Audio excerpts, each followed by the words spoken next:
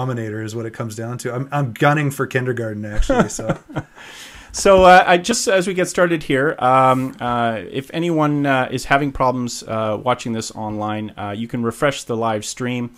This is being broadcast on netcastevent.com. If you're watching this on Ustream, obviously you won't be able to ask questions. We won't be monitoring the chat room there. You'll have to actually get into our site in order to be able to ask those questions. But you can watch the recording later as well.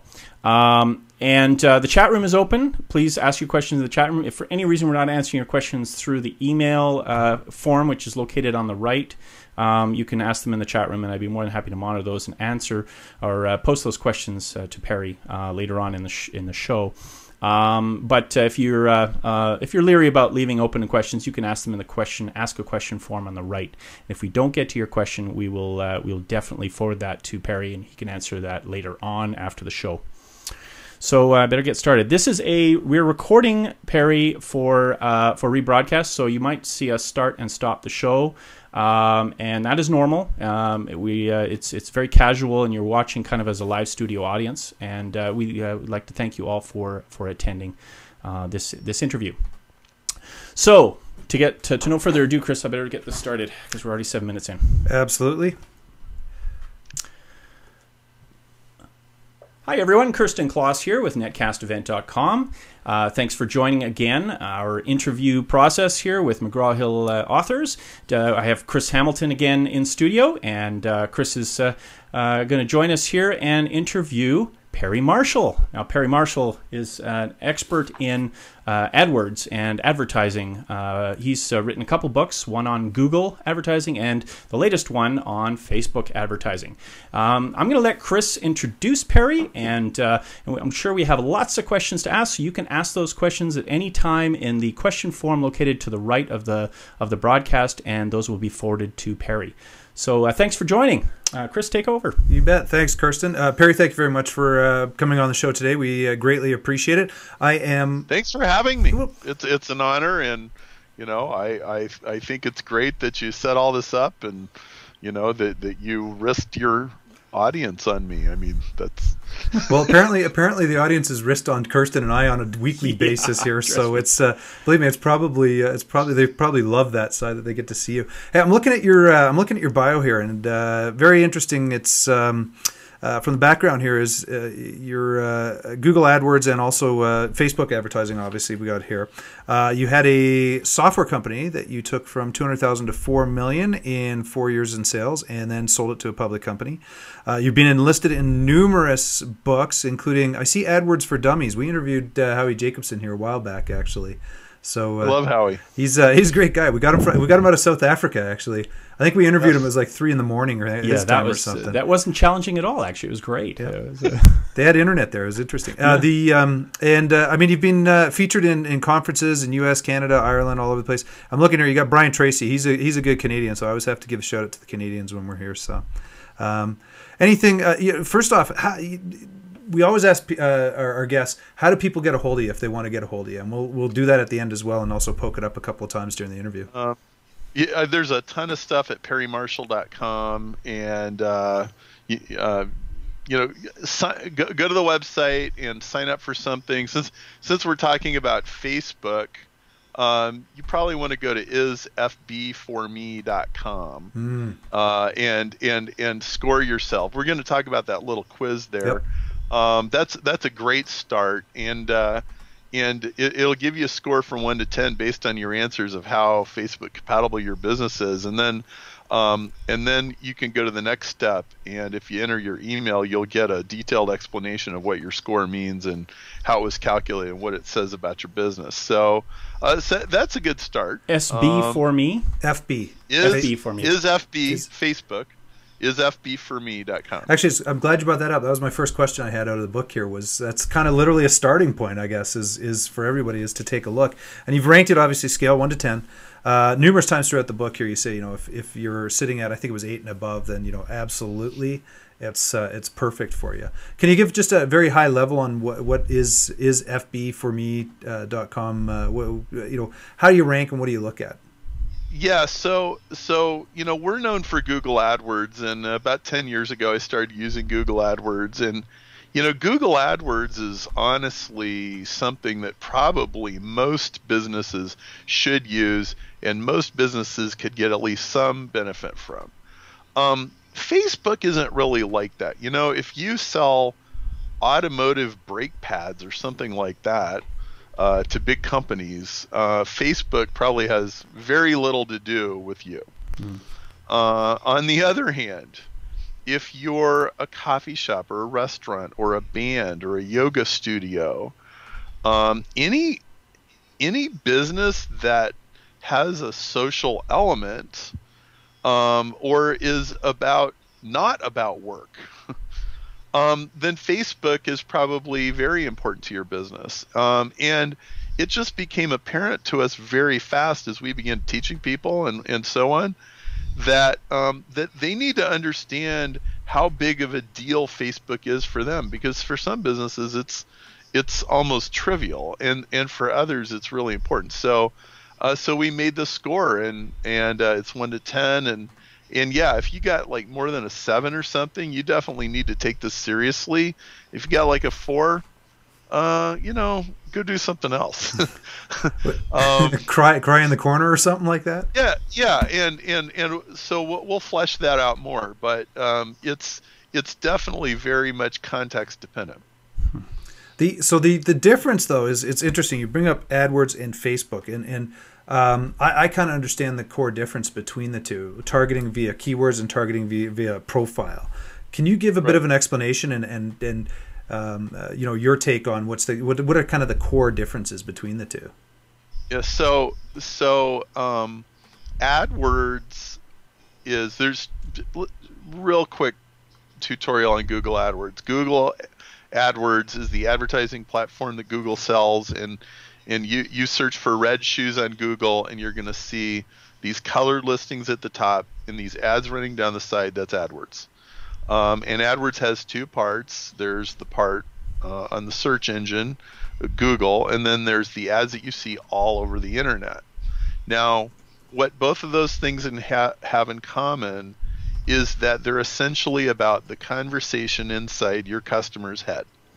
Okay, if they're reading about a mortgage article on the New York Times and they see your mortgage ad, then it's about being relevant to the current context. If they're typing red shoes, then your red shoe ad has to be relevant.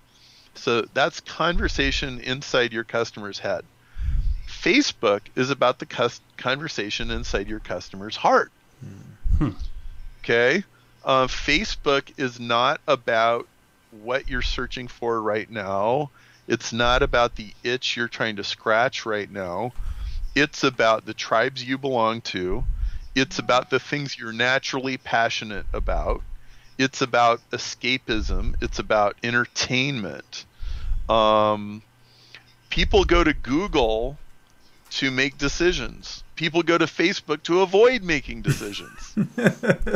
Okay? Half the Facebook posts that you read are about how somebody's avoiding making a decision. Oh, I'm just drinking my coffee right now and I'm thinking about my work. And I'm obviously not working because I'm here.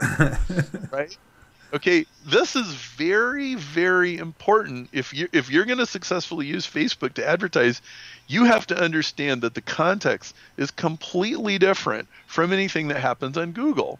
And so, and it took us a long time to figure this out because we were in a Google mindset, right? What you have to almost remember before Google, remember before pay-per-click, remember when finding out about keywords and stuff was like this big, huge revelation. You never really thought about it before. Well, this is like a whole nother huge revelation. And you're targeting people based on the things they like and the things that they escape into, rather than, the things that typically that they buy or that they need every day or that they search for on the internet. So it's a completely different thing, and it's got advantages, it's got disadvantages, and it depends on who you are and what you sell. So there's a lot for us to talk about today. Absolutely. As I was telling you prior to us interviewing, I find the Facebook ad process frustrating. For myself, AdWords I can wrap my head around. It's a keyword. People are looking for this. target that ad specific to it. Whereas on Facebook, it's like I really have to take my mind out of that. They're not there to search for that. And I have to really think, because the other thing too is that if I'm not mistaken, they're displaying ads based on what your interests are in your profile and what you have. Is that correct? Yes, they're displaying ads based on you liked the Rolling Stone, you liked Barack Obama, you liked some bakery or some restaurant, or you say you're a Democrat or you're a Republican or you're a Canadian or you're an American or you like to go to trips in the Caribbean. That's what you target on Facebook. So all the things that people like, that show up in profiles or that they can click a like button, those are things that Facebook targets. And so rarely are they things that that you are, or your customer is thinking about immediately right now. Okay, and so you could advertise all kinds of things on Facebook, but whatever you advertise, it has to enter the conversation inside your customer's heart. It's got to push their emotional buttons. It's got to somehow speak to their identity. So there are. Oops, sorry for that. No problem. It's okay. There are some things that are going to play really well on Facebook, like bands and movies, and fiction and entertainment experiences. If what you sell is more rational, more logical, that kind of thing, you're going to need a more extended sales process. And by the way, really important piece of the puzzle is we've been involved in lots of Facebook campaigns, and we've watched lots of students. Every successful Facebook advertising campaign we've ever seen has an autoresponder. Okay, so that's interesting. That is really important, and it makes sense when you consider that that people go to Facebook to avoid making decisions. Okay, they are not there at that time to do business, to do anything serious, to engage with work, to engage with the rational side of their mind.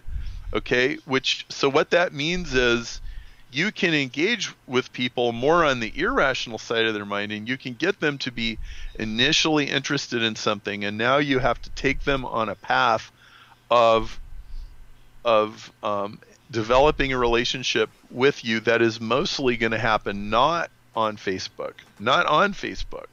Okay, so it's going to be emails, it might be webinars, it could be any number of other things. It could even be snail mail or something like that. And that's where the transaction is probably going to happen, unless you're one of those businesses that is like an 8 or a 9 or a 10 on the is Facebook for me scale. Okay, so especially if you're not a 9 or a 10, if you're only a 6 or a 5 or a 7, then what happens off of Facebook is absolutely critical. Now you're saying obviously is have an ad up, push people through to probably a landing page and get them to sign up for something, so autoresponder, so that ultimately you start that drip campaign, so that ideally when they get to that decision of becoming relaxed to actually come into the real world and realizing there's business and I got to do something, that's when you capture them, correct? Yes, that's when you actually get a transaction. Interesting. That's it's funny because I saw someone one time talking same thing about Twitter, right? Is you could throw something up on Twitter and it just nanoseconds later you're gone. He goes, but the biggest thing that people miss out of Twitter is the same thing, is get them, push them through to some information and capture that name and email, because then you start that process, right? So very similar. Right. And furthermore, it's not so much initially that you're pushing through to information, is you're pushing them through to emotion. Okay, so I think what I'm really saying here is Facebook, for all its appearance of simplicity and everything, it's a more complex animal It requires you to think more completely about your customer, your prospect, than you ever had to think on Google. So on Google, they want a red wagon. I advertise a red wagon. I sell them a red wagon. Do I have to know them? Do I have to understand them? Do I have to have a big psychological analysis? No. Okay, it's really pretty simple. Yeah. And Facebook is more of an advanced marketer's playground, or it's more of a play for people. So who's going to get 8s and 9s or 10s?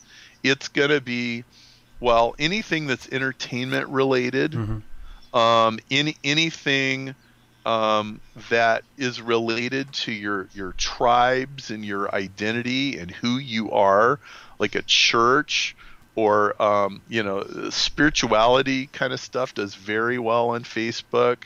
The first thing I ever bought on Facebook was an album.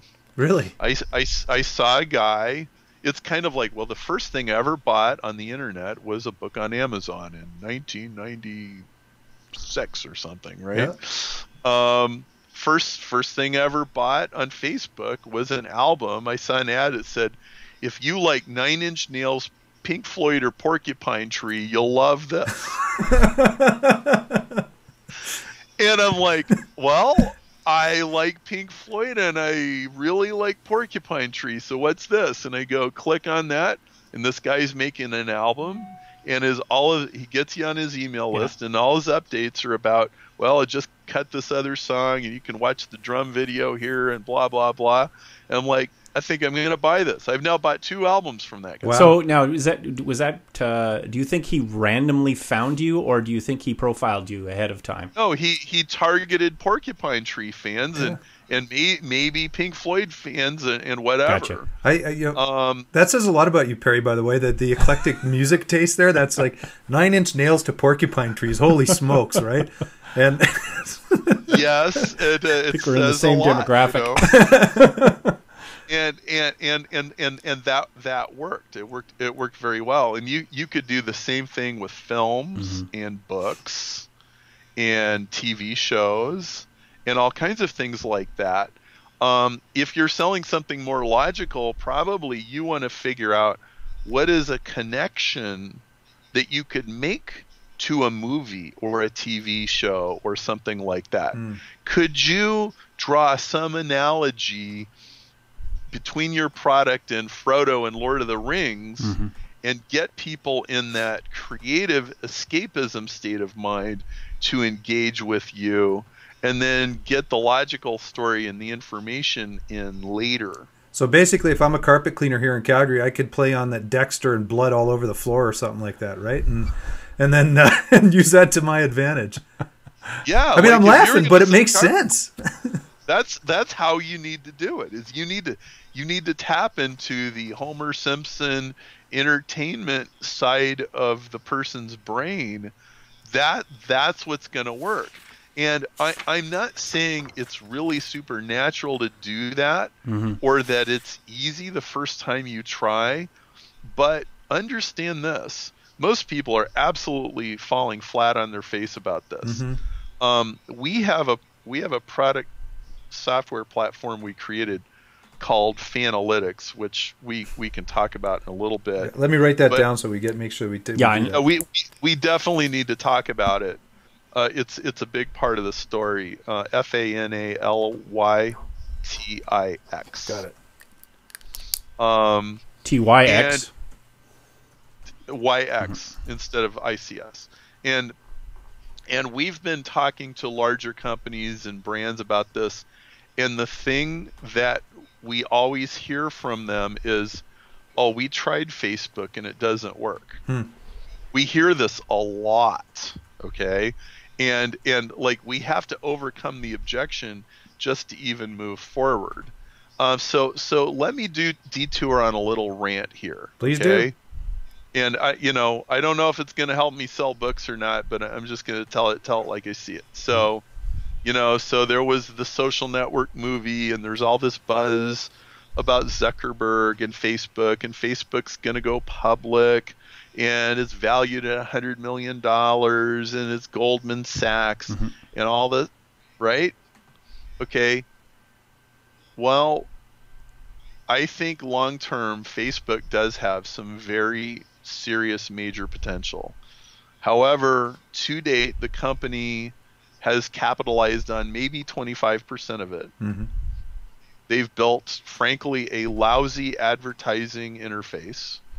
Our book is basically how to duct tape it together and get it to do what you need it to do, despite all of its limitations. Mm-hmm. I think they have done an abysmal service to their investors and their shareholders.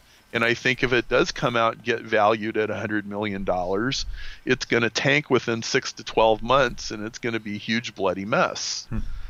Because that company isn't worth even anywhere imaginably close to $100 million. They're making $1 billion a year profit on a $3 billion of ad sales, and they're only selling those ads basically to people who are 8s, 9s, and 10s on the Is Facebook for Me scale. And even the ones that do it don't really know what they're doing. So it's a classic. So they've sold a bunch of airballs essentially at this point. Yeah. Now, it does have potential, and it could get a lot better than it is, and there's a lot of things they ought to do. So far, they seem to be taking away the features that are working, not giving the... So, I am not painting this, really rosy picture of Facebook. Sorry, just telling you the truth. But you know what? It's for guys like you... That's a competitive advantage, though, right? Hello. Yeah. Now, if here's the thing, I think if you take the score and you get a 6 or 7 or higher, you still need to take Facebook seriously. I can assure you that if you have a Facebook compatible business, there is almost certainly business to be had on Facebook that most other people have no idea to get, that you can get if you apply yourself to it. And if you understand what's really valuable about Facebook and you use what is valuable, there's a lot there. And here's the interesting thing. Half the value of Facebook is what it tells you to do outside of Facebook. Can I get a drink of water? You guys figure out your next question. I'm gonna put the link up. I'm gonna put that link. That link. Please, yeah, go ahead. do. We'll wait here. Is FB for me? I know the link. That's the website. If you're watching now, have a look at that. And if you have some questions about the response you're getting off that, pass it on. That's very interesting. I've just got it up here now. Is Facebook for me quiz? If you've ever wondered, is Facebook is FB for me? I put the link up. Yep. ISFB. No, I did it. I actually, when I first got the book, I actually did that, and I'm trying. What was your score? I'm trying to remember back. I think I was about a 6, if I remember correctly. Tell you what, I'll do it really quick right now. I want to say my business is like a 6.5. Yeah, and we're marketing guys, and the funny thing is that everyone and their dog out there is promoting their marketing skills, and it's funny because you see them on Facebook and they're not doing a great job on Facebook. Right. And I have to admit, I struggle as well. We all kind of struggle with. First of all, you have to figure out what your identity is, who your fans are. You got to have fans and people that are following you for some reason. But if you say, hey, here's a great Facebook fan page, about marketing, very few people are that interested in the drilling into that at this moment in time, right? So right. It's a tough one. I played around with it. I put up our Netcast event fan page, and then basically it just becomes an information portal to update people on when the next event is. But it really doesn't energize much of an emotion, I don't think, at this point, unless there's dialogue. I got a 6.8. Okay, yeah. So here's what we found was actually valuable about Facebook. There's a few things. First of all, there's one really huge reason to get Facebook fans, and it's not what anybody thinks. Okay, so let's say that you sell cupcakes, or you have a sandwich shop, or you want to be able to communicate to your customers regularly, you should absolutely get Facebook fans, and you should even be willing to spend money or give away little freebies and things to get them to do it. The reason why you should do that is not because you can post a free status update, which that's what most people think it's for. Like, okay, if they're fans, then I type in a little status update and I say, we're having a cupcake sale today. Come in, get 20% off. Well, that's only going to probably get seen by only 10 or 20% of your fans anyway, because Facebook filters out everything on people's feeds that they don't interact with very often. So you might have 200 friends, but you really only see what 30 of them are doing most of the time, and the rest of them are invisible to you. And so the cupcake place is also invisible. What the advantage of this is that the cupcake place can advertise to their fans all month long for really super cheap. Like really cheap. Like probably if you wanted your ad, if you had 1,000 fans, and I'm probably going to screw up the math, but something like this. If you had 1,000 fans and you wanted your ads to be showing most of the time on most of their Facebook pages all month long, it might only cost you like $5 or $10. Really? Yeah. But that's, I'll pay $5 or $10 to advertise to 1,000 targeted individuals, right? Right. And it shows up on their grandma pictures, and they shows up when they're looking at their friend's thing, and it's like, hey, we got a cupcake sale this month. It's really cheap branding, and it's really cheap awareness. It might get you very few clicks, but it will still bring you business because people know what's going on with you. And you're only paying like 20 cents 1,000 impressions or something. So that's actually, you bring up a very good point here, because there is, when I was going through the book, we have the cost per click, and we also have the cost per thousand, which was a strategy that you talk about. And obviously, I've jumped past the fundamental section. Chapter 3 is very good because it talks about fundamentals. I want to get wrapped around it, but since you talked about this, I'd like to talk about it. Your premise behind that is that if you're going to play in that world of cost per thousand clicks, you got to be very certain that your ad talks to the people, and that's how you drive your cost per click down to, like, literally, I saw like 5 cents or something. The guy who helped write the book was talking about a 5 or 7 cents a click or something. Yes, and so when you're advertising to your own fans, unless you're Lady Gaga, you have a very finite number of fans, and so yeah, you're just buying impressions, and they're very cheap. When you buy impressions, you're taking on all the risk. But sometimes the machine, it works best that way. So there's some things that you want to do are, in Facebook, it's really important that if you want cheap clicks and you want good economics, you need to show your ads for short periods of time. From minutes to maybe hours and no longer than that. Because when you show your ad all day long, once people have seen it, they become blind to it, and now you're just paying for ads to show to the same people over and over again that aren't paying any attention. So ads show up when people first see ads, they take notice.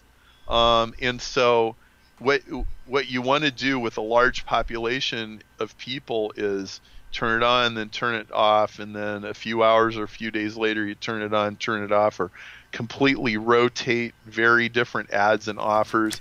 Now, personally, I think this is something that Facebook should do for you. They don't. I don't know what their problem is. I don't know who's smoking pot over there or whatever. They don't do this, but okay, this is what you got to do. And so you can get very inexpensive clicks from Facebook if you're not overexposing your ads. But there's another thing that we discovered was hugely important. We discovered by accident. We had this one site called Cosmic Fingerprints, and it's basically about astronomy and religion and where did the universe come from and stuff like that. And so we're advertising this site on Facebook. And there used to be this report that they've since taken away. And we looked at the report, and the report showed us that in the top 5 books, there was some really obvious ones that didn't really tell you anything. But Brave New World in 1984 showed up as 2 of the top 5 books that people who liked the site also liked. And I thought, wow, that's really weird. And you could also look at the movies and TV shows and all this stuff, and it was really interesting. And so we did something. We added one sentence to the landing page of this site. And the one sentence just talked about Brave New World in 1984. And what happened was the opt-in rate from Google traffic from the display network, which had nothing to do with these books whatsoever. We didn't change it. We didn't do anything. It went up 11%. Just by one sentence. Just by one sentence. And it wasn't in bold, and it wasn't in the headline or anything. Wow. What's that about? Well, this opened up an insight that I call right angle marketing. Yeah. And right angle marketing is every niche has these things in common that everybody knows about. And then they have this other list of things that nobody ever notices. Okay? What we discovered was that people who like to argue about science are usually into science fiction. Okay, and then you mention a couple of famous science fiction books where you talk about Star Trek or something, and you get this emotional connection. Yep. Okay, well that means that if you had a blog about the philosophy of science, the best thing you could do is throw in something about Star Trek or Star Wars or 1984 or something like that every third blog post, and mix it up with some entertainment, and you'll easily and immediately get more connection and more engagement with your audience, especially if what you have is it's factual and it's heavy. You know, it doesn't matter how fact-oriented a person is, they want to lighten up every now and then, right? Or if you want to make a point, why don't you talk about a Star Trek episode, right?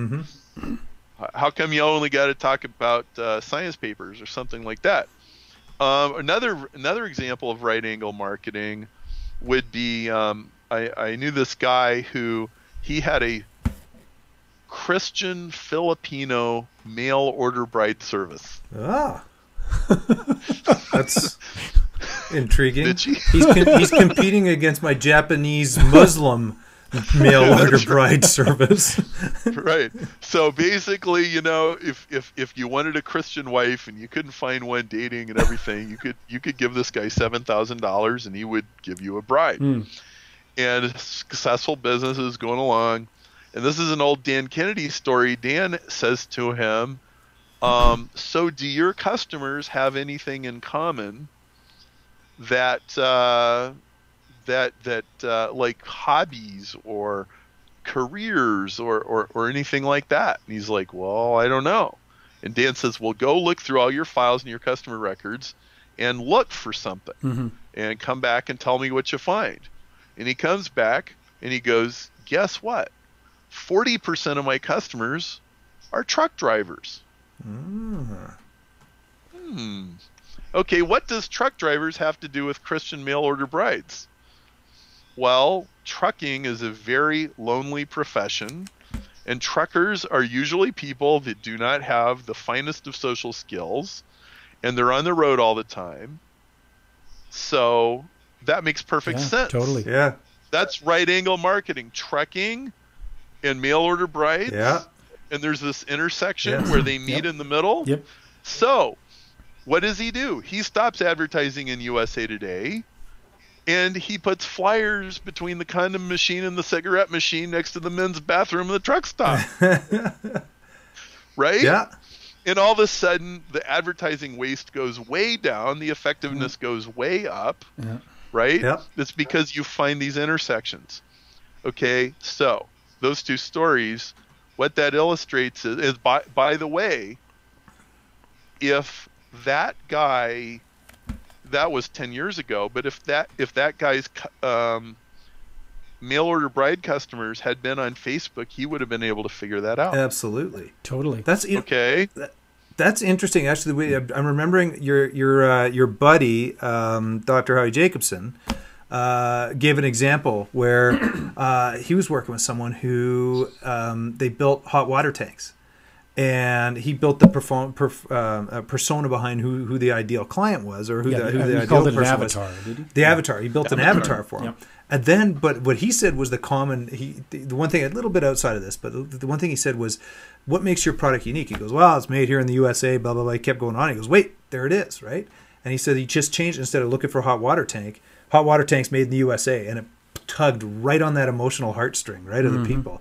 So, I mean, what you're getting at really is kind of getting into the psyche, which is true advertising, getting into the psyche of the person with their what's the common thread that they have, and playing on that, right? And just working it for your advantage. Yes. And so this led us to an insight in actually an entire software company. The thing that is most valuable about Facebook is getting your customer avatar squarely right. And this is a job for a more advanced kind of marketer. Now it's not really rocket science, but it's not what most marketers are accustomed to thinking about now. What I found is people that are in the branding end of advertising actually get this a lot quicker than direct marketers do.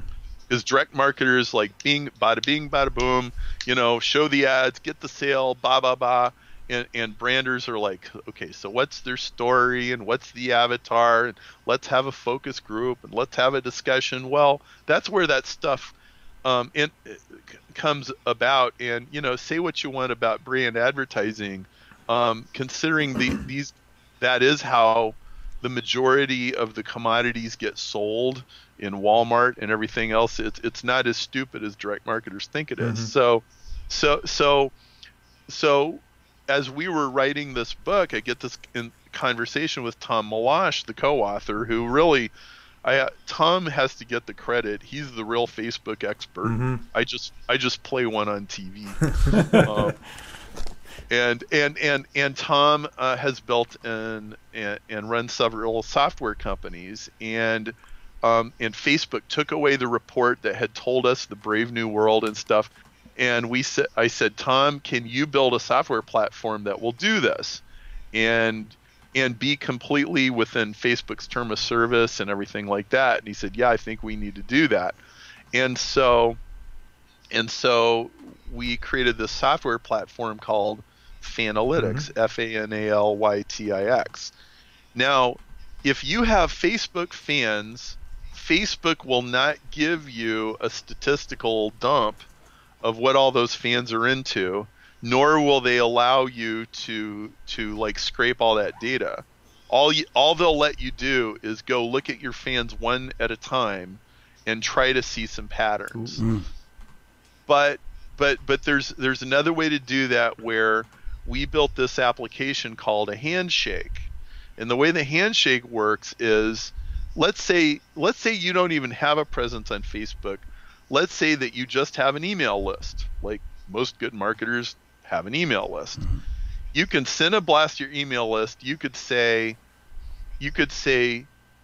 handshake with us on Facebook and we'll give you $10 off, or we'll give you a coupon, or we'll send you a free CD, or we'll let you watch this video, or whatever. So you send all these people through and you say, click the handshake and allow us to access you on Facebook, and you'll get your thing. And so they go and they click on the thing, And so you send an email out to 10,000 people, and 1,000 of them take the thing, and bang, just like that, you've got data on 1,000 of your fans, and we give you reports that say, okay, here's what their favorite movies are, here's what their favorite books are, here's what their favorite TVs shows, here's what their favorite public personalities are, their favorite politicians. You get, and it's not individual, but in aggregate. So we're not violating Facebook's term of service, and we're not like spying on anybody. But you're finding out this stuff. So like, for example, we did this with a school teacher, a lady who sells educational materials to school teachers. And this was just a few weeks ago, and the #1 movie that came up was a movie called The Help. The Help is a movie about African American, like, maids basically taking care of snotty aristocratic children in the 1960s with no authority and no respect. Okay? It's kind of this black white, you know, and you got to watch the rich people's children, and you might get smacked around because the kid said something to their mom that he didn't like or whatever. And I said to her, so what does this movie tell me about your customers? She goes, this movie describes my customers. Yeah. They get no respect, and they got to take care of all these rich people's kids, and like, it really sucks. Yeah. Oh, okay. Yeah. Now, could she develop an emotional connection with her audience by talking about a movie like that? Absolutely. Absolutely. Okay. And so the total picture of your Facebook fans tells you it tells you what story your customers live in. Oh, my customers live in 1984. They think the world is turning into a totalitarian dystopia, right? They're scared to death. Yeah. Well, people that are scared to death of some things have this strong tendency to go buy these other things. You can figure this out. Yeah, if you understand your client. Yeah. That's how you sell on Facebook. And so the power of Facebook for somebody with a score of like 6 or below isn't Facebook at all. It's the one sentence that you need to put on your landing page that increases your conversion rate by 10 or 15%. That easily makes it all worth it. And then the fact that you get all these fans and you can advertise it to them really cheap. And, maybe Facebook is a place where you connect with them, but actually, in most cases, Facebook isn't the place where you connect, but it's where you find out about them, where you make an initial connection, and you become a much smarter marketer by understanding all these other aspects of what they think about and what they love and what they hate. And it's an endless source of, what do I blog about? What do I write emails about? What do I do a teleseminar about? What do I do a webinar or a video about? What else should I be talking about? It becomes really easy. Yeah, it's an intel source, isn't it? I mean, it's an amazing intel source. Absolutely. How do people get a hold of you guys for Fan-alytics? I'm putting your plug in right now. Yeah. So book buyers, if you've bought our book, all you have to do is open a support ticket, and one of our people will give you a free trial that will support up to 100 records. So, Perry, are you talking buy this book? Yeah. And yeah. If you bought that book and there's the little bonus star on the corner of the cover, says, you get this free stuff. Yes. Right. So inside the book, there's a URL, and it's a secret page on our website, and you sign up for the bonuses, and once you've done that, you just open a support ticket at perrymarshall.com, and you say, I want the free Fan-alytics trial, and we'll give you a little handshake button. It's just something you could put on any web page or any website. It's just a little piece of code. Yep. And now you can send an email blast to your customers, and even just 100 records is enough to get a glimpse and a sense of what your customers are like. and what they're into. And one of our guys, they can do like a little mock trial with you on the phone. You know, and if you want to go deeper, you can talk to our sales team, and we have packages that we sell and everything like that. But, you know, just that little bit will get you on the road to understand your customers better. And, and it tells you, if you already have some fans, it tells you what things Facebook has already figured out are closely related. So it tells you what things you should be targeting as far as likes and interests. They're going to get more people like the people you already have. Okay, so you go, so what kind of likes and interests do I target? Well, there's probably some competitors, and that's kind of obvious. But then there's all these other things, and how would you ever know what they are? Well, this is a way of figuring out what they are. It puts clarity in, obviously, without the henpecking to try to figure out what the likes are. Absolutely. So, Perry, we got about 10 minutes here or so roughly left, and there's a couple things. Just the fundamentals of an ad, because they are so much different than, say, just a text ad on AdWords. You have your the ad line, the top part, the image, which is very important, and then someone was telling me actually Google's getting into putting images into their ads. Maybe I was dreaming that, I can't remember. And then there's the stuff off to the side, but you've got a lot of tips and tricks that are based around that. Like the one that I love is the image side, is put text in there to actually extend the reach of that, or getting people to look at it, draw it in, right? What's just a couple of quick tips and tricks and your thoughts behind the three main components of the ad itself? Well, so you've got this little bit of text that you can use, and then you have this image. The image is probably 70% of what drives the click-through rate. It's very different from Google, where even on banner ads, the text is the most important thing. With Facebook, it's that picture, and yeah, you can put words in there, and that can help. Faces are really powerful. If you can get away with using faces of famous people or people that people would recognize, or brands that people would recognize, that's always a gray area, and there's trademarks and all this other stuff. So, I can't advise you on that, but those make a huge difference. People want to see things that are surprising. It's like this visceral thing. Children, babies, makes a big difference. And if in your Facebook account you start paying attention to what ads that you see a lot and what you see in them, you start to become a little bit of a student of Facebook ads. And then another thing is you've got to keep things mixing around. So practically speaking, a lot of times you make a lot of Facebook ad campaigns, you unpause it, you run a little while, you pause it, and then you go to the next one and you run a different one, and you rotate between different groups of people, because here's another important difference between Facebook and Google. Facebook is a passing parade of ads and a fixed population of people. Google is a passing parade of people and a fixed population of ads. Okay, that's a huge difference. Yes. It took us a while to really realize this. Like, okay, if I'm advertising to fans of the Rolling Stones, well, after a week or two, they've all seen this ad, and it's the click-through rate's going to drop like a rock.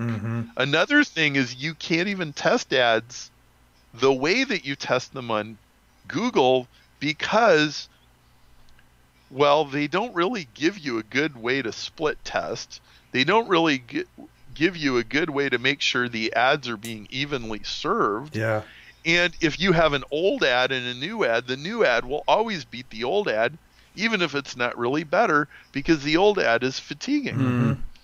Okay, so Facebook advertising campaigns are really kind of like occasional shotgun blasts.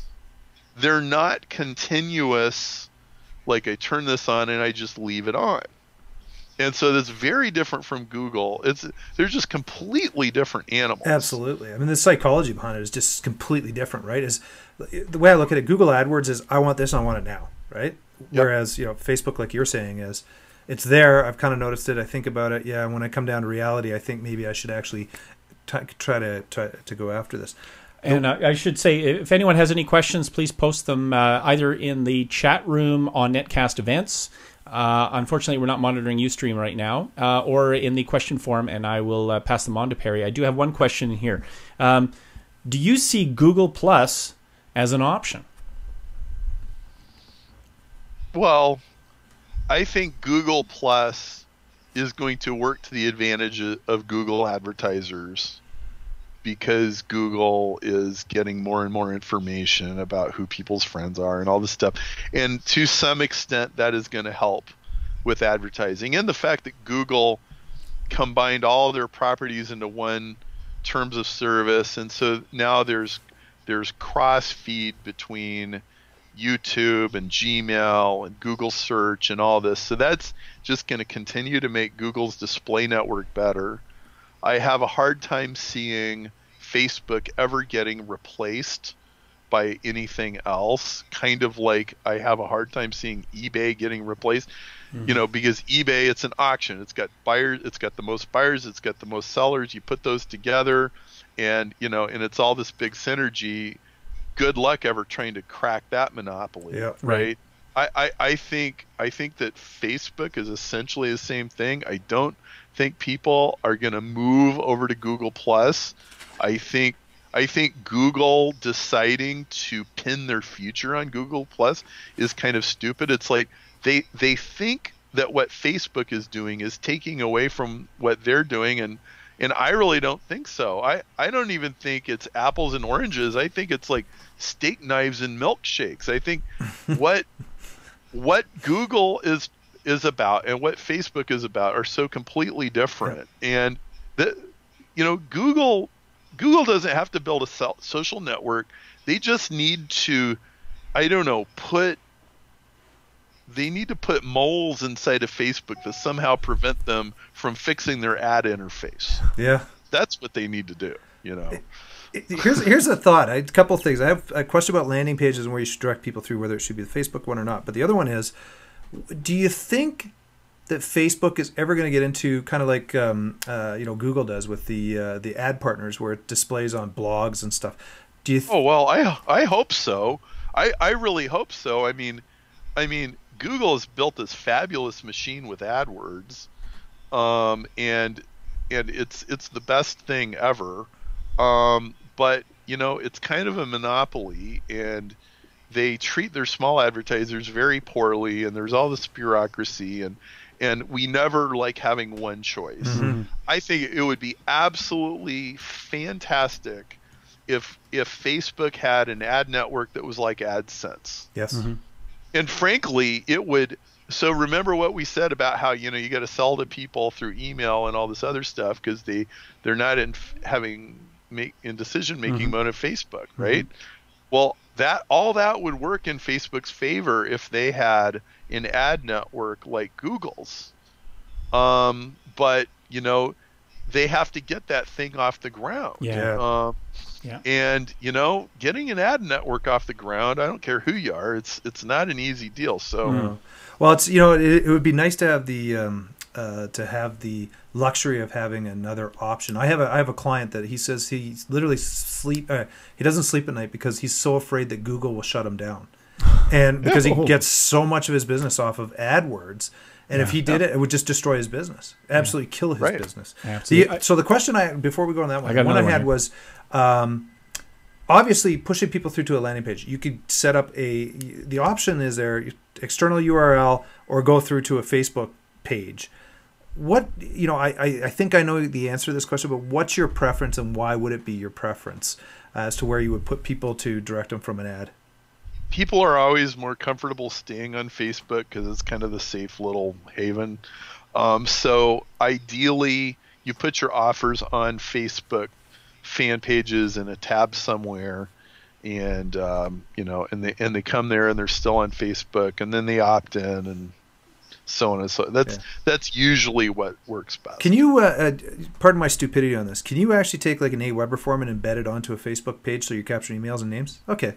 So I mean, if people are more comfortable going to a Facebook page from Facebook itself, just get that in there and capture the names. Yeah, it's a yes. Yes. Right. So just capture names and emails that way. Okay, interesting. Interesting. And the thing that we did with the Fan-alytics handshake is not only does it give all this data, it imports their Facebook email address that they give to Facebook, and it puts it on your autoresponder sequence just like that, and they don't have to type it in. Interesting. Yeah. I know. I found my new advertising mechanism then. I think that's awesome. So so you can use a Facebook handshake as a form of opt-in, and it'll work. But so right now we have compatibility with Infusionsoft, and we're working towards Aweber and the One Shopping Cart, and some of the other guys. So you know, it's kind of a new form of opt-in. But when you do have that or that recommend, whatever way you approach it, does it basically end there? I mean, you're basically pinging their list or their stream, and then after that, I mean, can you actually drill into what your customers are doing on an ongoing basis when you update your fan page or your stream? Or because I don't think that what you're gonna get is if you have an opt-in through a handshake with people coming through it, it's not going to update the old data of the guy that did it 3 months ago. At least not right now. I don't even know if that's possible. But what it does give you is you can see the difference between the groups of people who are opting in to, you know, this month. It could be possible to compare it to last month, or you know, just change your handshake buttons and you'd be it's the passing parade of people coming into your sales Gotcha. funnel. So really, the time to act is when they've actually opted in, and then you almost want to befriend them, and then from there you can communicate with them on an ongoing basis. Is that correct? Yeah. Okay. Yeah, and you can because they clicked that Facebook app, you have private access to that, and you can advertise to everybody who clicked on that app, and the fact that people clicked on that app is not public to any other advertiser. Gotcha. So you have a somewhat private communication channel. Gotcha. Question from Bill. Opportunities for customer-based marketing appear obvious, but what opportunities can be leveraged for industrial or business-to-business-based marketing? Not much. Okay, you can use, seriously. I mean, I come from the industrial world. I spent years working in B2B. Facebook will tell you the avatar of those people.